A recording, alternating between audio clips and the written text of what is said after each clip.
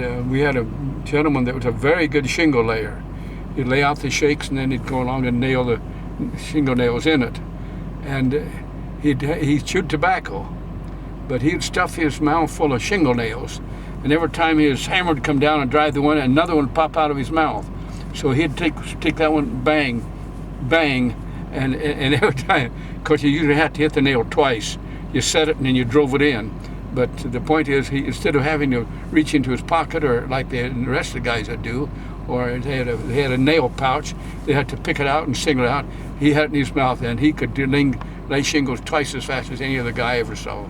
But that was when we shingled the old house. This is the church. Are you on? Yep. This is the church that Grandma attended many years after she moved to. 25 years or when she moved to Chester. Don attended here, and Aunt Doris and Uncle Glenn were married here, and it's been and it's now closed since Mother died in the last couple of years, so there's been no more worship there. Has the beautiful stained glasses in behind there. Yes, it's still. I had banquets in there, and that was the main church we visited while I was in high school. And now it's for sale. Yes. Yes, I think they gave it to some missionary, but they couldn't get rid of it, so I don't know. So this to the next building is the high school. This right half, let's turn left here, or right, if you will. Mark. Turn right here. Now the right half of this building has been added since I was in high school. But you went to the high school down there? This is where the old building, the old part there where the star is.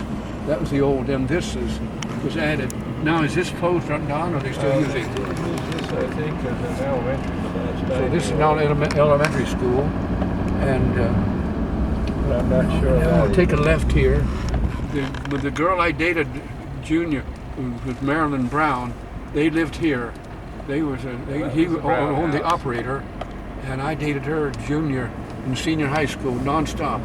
And this is Non-stop, huh? 2 years. You dated her non-stop. Nobody got ahead of me. Now, notice.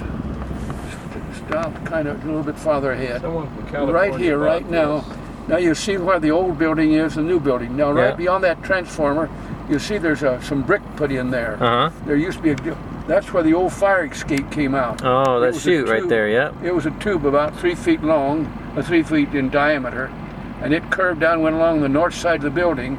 And when you have a fire escape drill, we'd jump through that chute and slide down that slide. But now they removed it for some reason.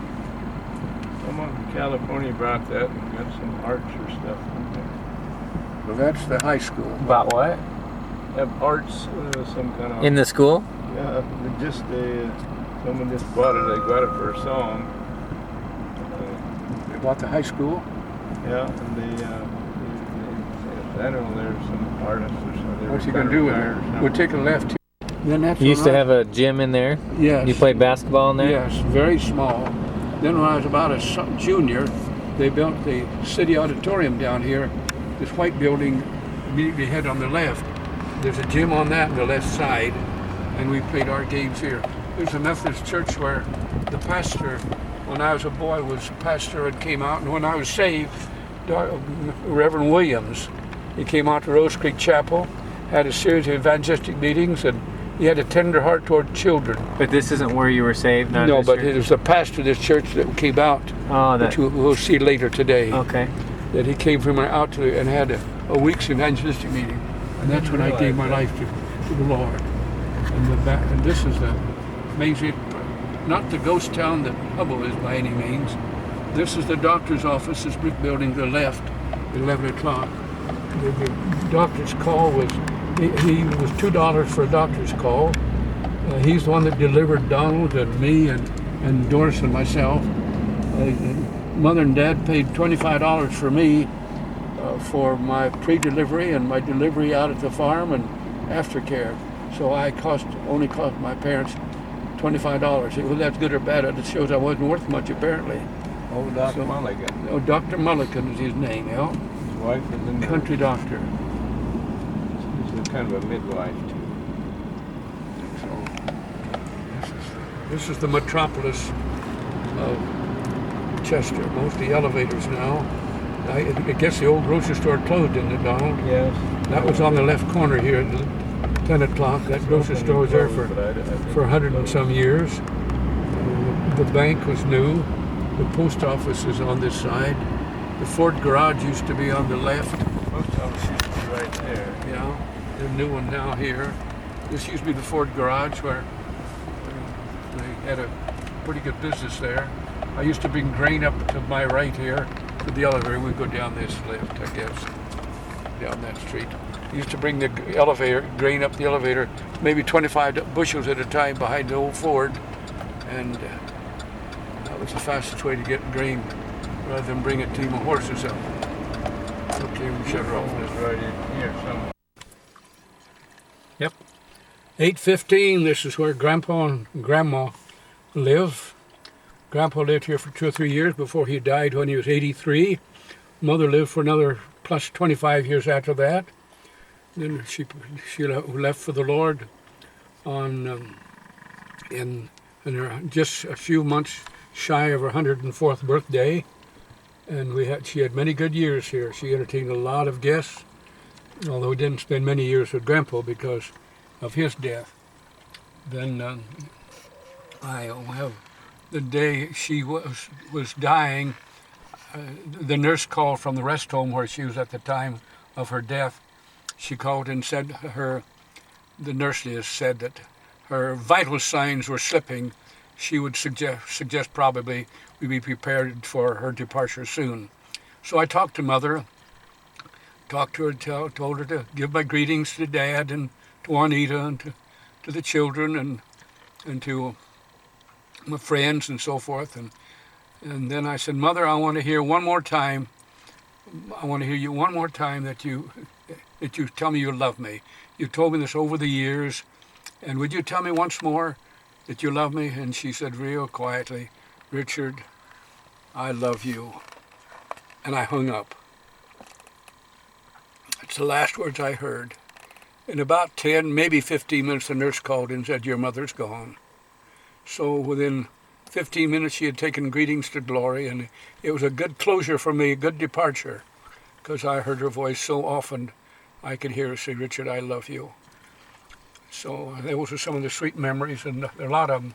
She was a great mother for Doris and Donald and me, one of the greatest. I still honor her and think of her, and Dad too, in the heritage we had. And this is, other than the farm, they lived all their life on the farm, and this building they moved once in their lifetime.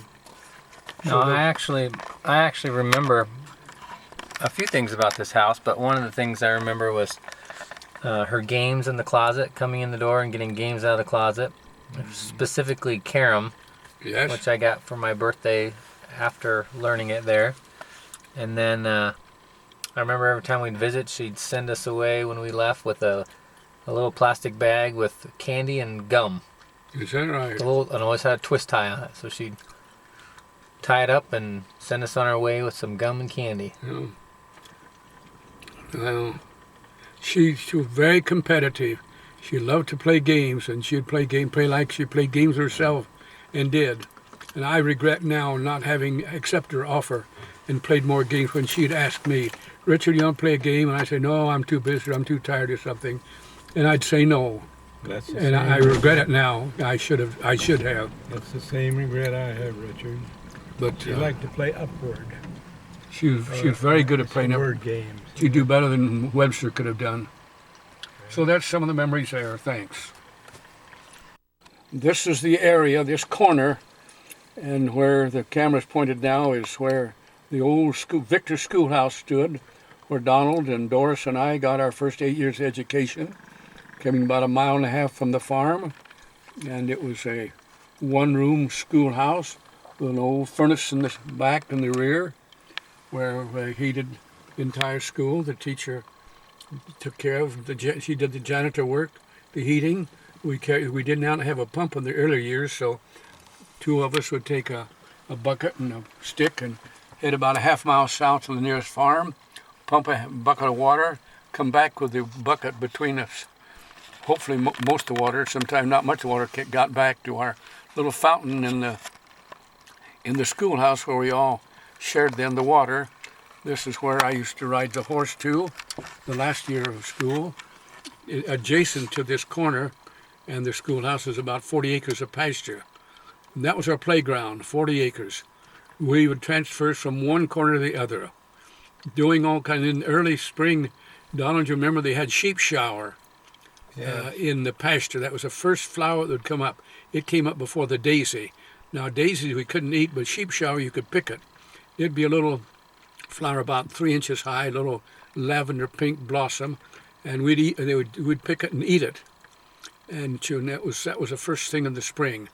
Then on the north side of our 40-acre playground was the railroad tracks, and we'd pick up stones, the ballast of the railroad track, and try to break the insulators off the telephone poles nearby. Took a lot of throwing, but we had some of the cross pieces on the telephone pole. There were probably 10 lines there. We had some of the lines pretty all broken from all the insulators off. Then we'd put metal and rocks and stuff on the railroad track. I don't know why, just for ornaments, I guess. But what a lot of fun, a lot of playing, good healthy ground, but yet we never knew what a snow day was or what the wind chill was. We were to get here, and one occasion, during the Dust Bowl, Oscar or Dad came about 10 o'clock in the day, and they decided not to have school. And they, team and wagon, and brought me home, and it was so, and I'll tell you more about the dust storm later, but this is where the school closed. So this is a corner where we got our primary education. Center of the section there. You remember where the old man Watson lived? Yeah. Played the fiddle. You remember that back in the center of this field over here? Yes, yes. So what were you saying about these hedge posts right here? Where, do you see it? Right Where? there. Oh, back up a little Hedge bit. balls. Right there, hanging on the tree. Okay. That's it. There's a vine all around it, so that's not normal. Well, there's some more back there too. So you're saying this is where you used to kick the hedge balls down the road? Yeah. Used to be a whole row of these. There's a vine, another tree through that locust tree there, or whatever it is. I think it's a locust tree. Okay, so the whole row of them was all those stumps we just passed that Yes. they made into fence now. Yeah. All the way along. Huh. Those posts had to be 100 years old. Over the hill one morning, the Nightman boys came up here riding Daisy, their horse, full blast to get the nearest telephone to let the people know in the community their school was on fire. Mr. and Mrs. Thomas used to live there. Yeah. He was very particular. He used to cover his car with a canvas whenever he drove it in. Every time. It was spotless. It was a treat to get to know them. When I was in college, Dad said he worked one day for Mr. Thomas, got $1. And that's one of maybe the 2 letters I got in the 5 years of college from Dad. And he had included the $1 bill and said, this is what I got from Mr. Thomas for today's work. And I never forgotten it, the sacrifice. Day's work, $1, and he sent it all to me. And that's one of the, and this is had a lovely farm here. Nice, everything kept immaculate. Nice house, nice garden, nice yard. Very particular. This is where this is a very special place. There used to be a bridge across here. Burning when I was a first boy. Big viaduct across the railroad track. And you can't see it's been gone 60 years now. Now go down a little bit farther if you will, Mark. I'd come up to the walk up here, and this little sway here, this little draw, this is where I'd cross the railroad track. The tracks are running down right along these trees here, and I'd cross right to the lowest spot here, and then I'd head off toward those fields for another mile. I'd head off diagonally across the fields through the fence, and right about here is where I'd cross the tracks. And I used to be scared because if a train was coming down, I'd run ahead and run across even though I couldn't hear it.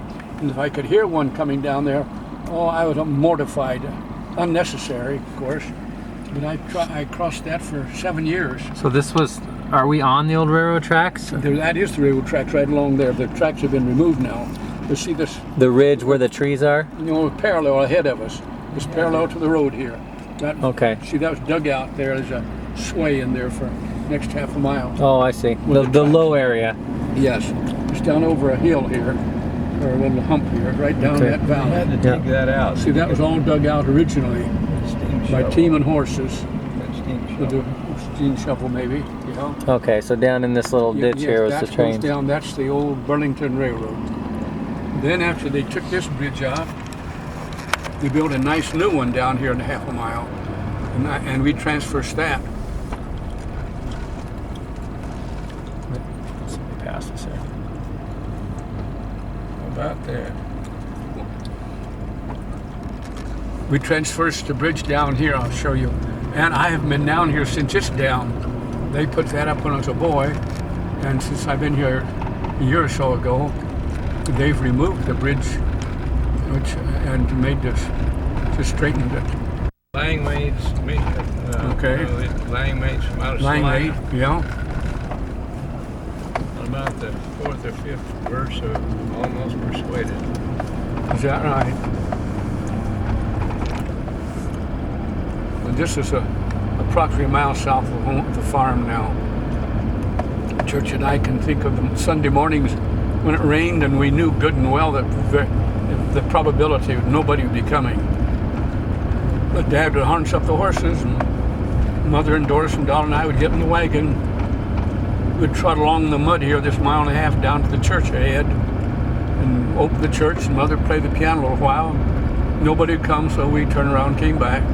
But the house of the Lord was open, and those are profound experiences for me. This field to the left was, there used to be 2 houses here, they're gone. There used to be a house over here, that's gone. So within 2 miles, there are 9 houses that have been, I think it's 9, if not 8 houses that were standing when I was a boy, and they're not even a semblance of some of the spots, such as there. And Rose Creek Chapel crosses again, which we crossed a couple of times down here, up immediately ahead of us. Okay, that's it for a moment.